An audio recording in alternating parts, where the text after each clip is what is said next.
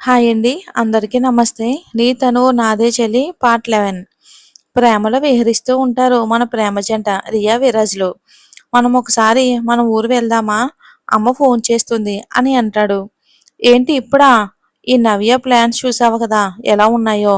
ఇప్పుడెందుకు 1 మంత్ అయ్యాక వెళ్దాం. ఆఫీస్‌ని వదిలేసి ఎలా వెళ్తాం? అస్సలే బోలెడు వర్క్ పెండింగ్‌లో ఉంది అని అంటాడు విరాజు. హా! సరేలే అదే చేద్దాం. ఇంతకీ నీకు నవ్య కాల్ చేసిందా అని అడుగుతాడు. లేదు మనిద్దరం ఉన్నప్పుడు మాట్లాడడమే. మళ్ళీ చేయలేదు. ఓ సరే. ఈ రోజుతో మనం పెట్టిన లీవ్ అయిపోతుంది. మనం ఒక్క రోజుని ఎంజాయ్ చేద్దాం బేబీ అని రొమాంటిక్‌గా అంటాడు విరాజు. నువ్వు అడగడం నేను కాదనడమా? రెచ్చిపో అంటుంది రియా. రియాని తీసుకుని వెళ్ళి బెడ్ మీద పడేస్తాడు విరాజు.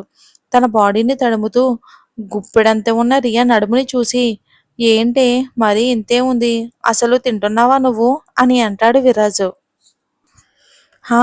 నేను డైట్ చేస్తానని తెలుసు కదా విరాజ్ అని అంటుంది. అదొకటి ఉంది కదా! అయినా ఈ డైటింగ్‌లు గట్టా అవసరమా బుజ్జీ? నువ్వెలా ఉన్నా నాకు నచ్చుతావని అంటాడు. అవసరమే. ఈ మధ్య బొజ్జొస్తున్నట్లు అనిపిస్తుంది. ఇంకా డైట్ చేయాలి అని అంటుంది రియా. సరే మనం నెక్స్ట్ పనిలోకి వెళ్ళిపోదామా? అని అంటాడు విరాజు. ఇక విరాజ్ చేతుల్లో ఉన్న రియా పాపకి మెలకువ వస్తుంది. టైం 7 అని చూపిస్తుంది. ఇక ఒక పక్క లేవాలని చూస్తుంది. కానీ విరాజ్ పట్టు ఉడుం పట్టులా ఉండడంతో బాడీ అంతా పెయిన్స్ వస్తూ ఉంటాయి రియాకి.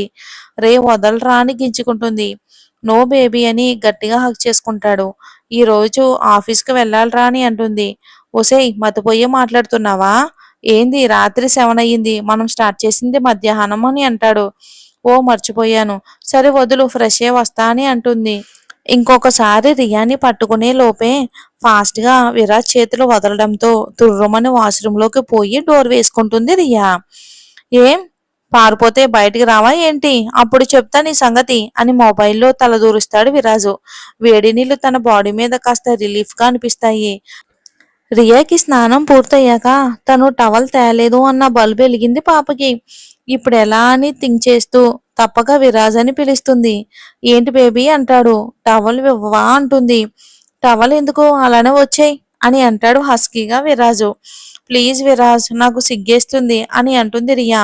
అమ్మో మేడం గారిలో ఈ యాంగిల్ కూడా ఉందా?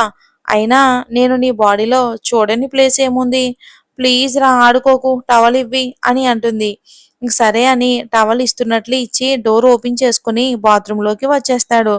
విరాజ్ రియాని ఒక అద్భుతం చూసినట్టు చూస్తాడు. విరాజ్ అలా తనని పట్టి పట్టి చూస్తూ ఉంటే తన చేతులతో తన బాడీని కవర్ చేసుకుంటుంది. అయినా నో యూజ్. షవర్ ఆన్ చేసి రియాని చుట్టేశాడు. విరాజ్ వద్దు ప్లీజ్ అని అంటుంది రిక్వెస్ట్‌గా. నో బుజ్జి ఒకసారి పనిలోకి దిగాక నన్ను ఆపడం నీ వల్ల కాదు అంటూ తేనెలా ఊరిస్తున్న తన పెదాలను ఇంకొకసారి అందుకుంటాడు. రియా కాసేపు గింజుకుని మెల్లగా ముద్దుకి మెల్ట్ అవుతూ తను కూడా డీప్ కిస్ చేస్తుంది. అలా రియాని ఒళ్ళంతా తడిమేస్తూ తనకు నచ్చిన చోటల్లా బైట్ చేస్తూ ఉంటాడు. ఇక రియాను బైట్ చేస్తున్నప్పుడల్లా తను కూడా చూస్తూనే ఉంటుంది. కాసేపటికి తనని వదిలి బయటికి వచ్చేస్తాడు విరాజు. రియా టవల్ చుట్టుకుని షవర్ ఆఫ్ చేసి బయటికి వస్తుంది. వెళ్ళి అద్దంలో చూసుకుంటున్న రియా గావుకేక పెడుతుంది.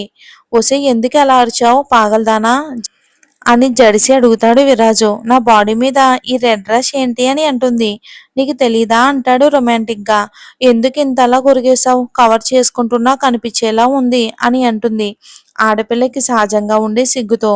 రియా వెనక నుండి పట్టుకుని తన మెడ వంపుల్లో తలను వాలిస్తూ నువ్వు నా దానివి అని నీ మీద సంతకం చేశాను అని అంటాడు చెవిలో హస్కీగా విరాజు. తన ప్రేమకి కళ్ళ నిండా నీళ్లతో చూస్తుంది విరాజ్‌ని.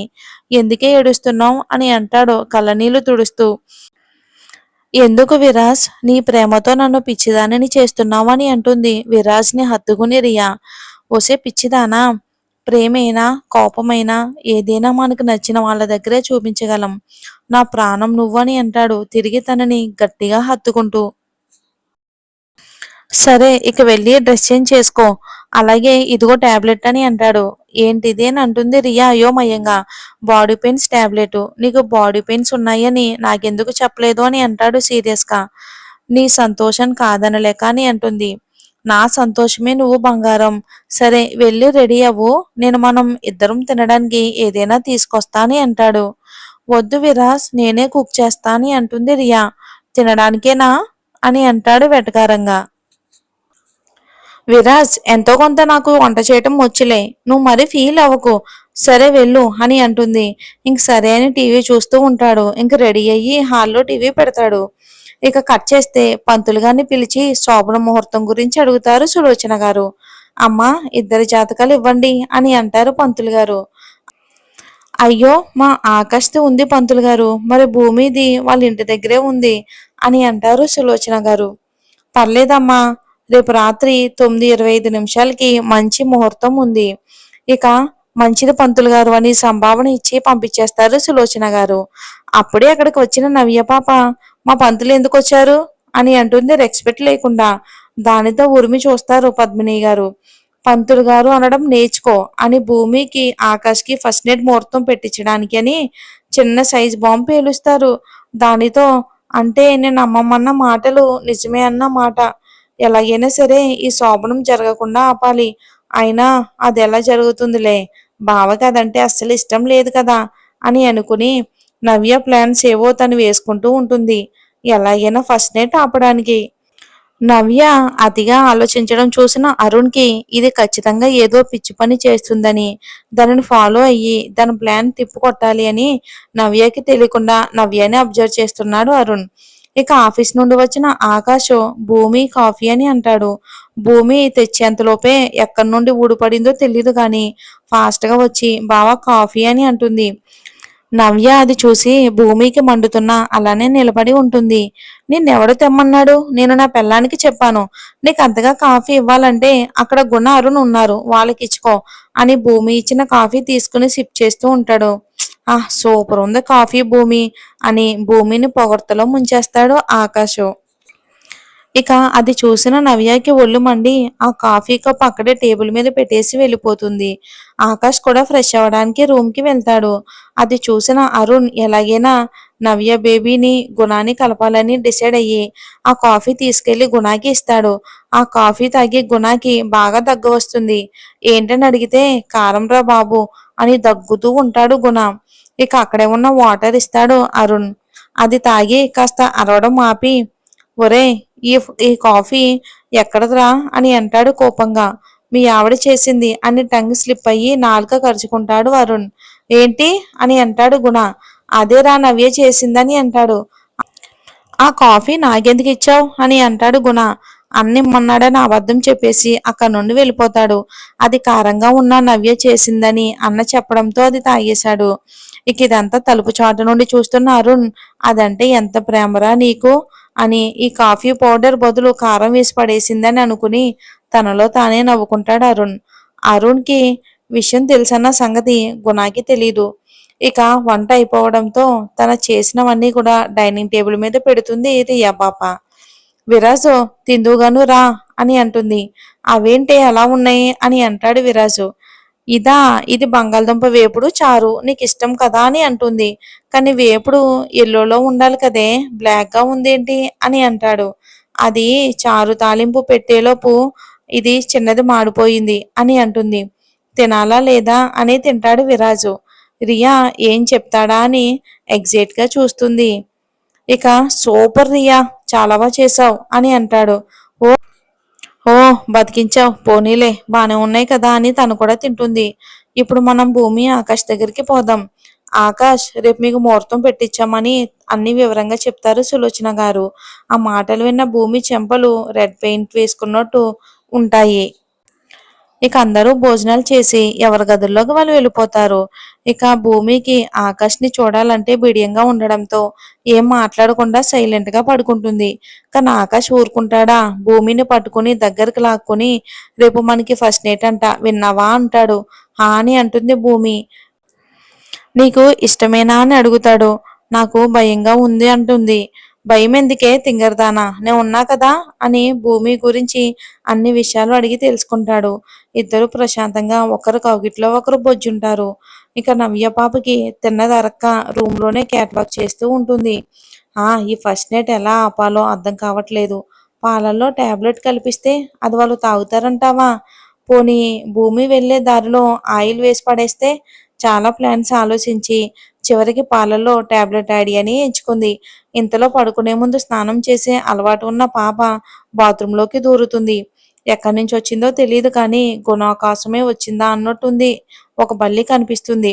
ఇక నవ్య బేబీ అంతే మమ్మీ అని గట్టిగా గావు కేక పెడుతుంది ఒక్కసారిగా బల్లిని చూసి. అప్పుడే రూమ్ బయట నుంచి వెళ్తున్న గుణకి ఆ సౌండ్ వినిపించి నవ్య అరుస్తుంది. ఏంటోనని కంగారుగా ఒక్కసారిగా లోపలికి వస్తాడు. ఇక నవ్య పాప బళ్ళుందన్న భయంతో టవల్ చుట్టుకుని బయటే ఉన్న నవ్యాన్ని చూసి మనోడు గుండె లయ తప్పి నవ్య బేబీని తన కౌగిట్లోకి తీసుకోవాలి అన్న ఆలోచనలన్నీ బలవంతంగా తొక్కేసి అక్కడి నుండి వెళ్ళిపోదామని వెన్ను తిరిగేంతలోపు టప్మని వచ్చి బల్లిలా గుణాన్ని పట్టుకుంటుంది నవ్య. దానితో ఒంట్లో హార్మోన్స్ అన్ని గోల చేయటంతో నవ్యాన్ని విడిపించుకోవాలని చూస్తే ఇంకా గట్టిగా పట్టుకుంటుంది గుణాన్ని. టవర్లో ఉన్న తన అందాల సూటిగా తన ఎదకి తగలడంతో ఒక విధమైన కలవరానికి గురవుతాడు గుణ.